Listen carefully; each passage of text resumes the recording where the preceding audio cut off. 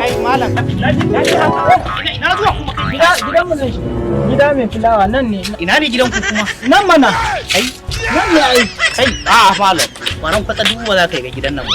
Ka shi gidan nan shege ne. Ka ganka fa wani dan bususura da haka. Ka ganka fa wannan haka. Tara nan ya zama gidan ku. Kwatance aka mu.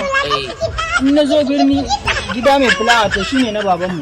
Haka aka ce ma. Tun kafin ya rasu yayye na zo ban samu na zo ba. To shine yanzu nace bari in zo kai. Kuma ka zo kana da tare ni.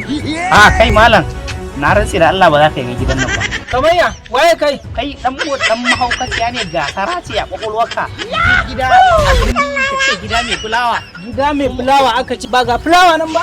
Gida na miliyan nawa ka wuce? Fulawan miliyan nawa ka wuce saboda kai dan ba gida jari ko in ka higa shege ne. Wallahi in ka higa gidan nan ko to alƙur'an rasuwa ne. Kuma ka san ba zan rasu a wannan. To waye kai? Me gadin gidan? To shine za ka hana ni gida ni da gidan mu. Kai to kwaran fada ba gidan baban kuma ko gidan mahaifiyarka ne ba za ka yi gidan nan ba. Alhaji ta ni mu dan canji gidan babana ne. Ka san shi ma wai wani kwaran fada duba in dai ba so kake in ma tsirara a gurin nan ba in ka shiga gidan nan shege nake. Ni ba mutuncin kaina na sani ba da. Gurin nan ma a gurin nan wallahi. To ni na ruwana da kai ni da gidan mu to ka shiga wallahi. Kai samu ne mai gadi.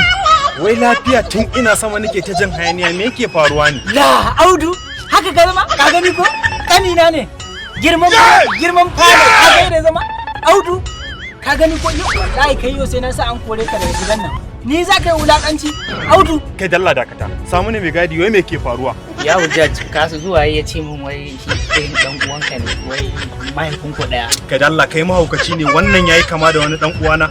Kaga mun taba dangi da irin wa'annan mutanen. Ya za ka kawo mahaukaci a kwar gida ka ce min wani dan uwana? To ai ya hujjaj gani ne ya ce wai dan uwan ku mahaifin ku. Abin da nake so da kai samu wannan kada in shiga in ƙara fitowa in same shi a nan guraren.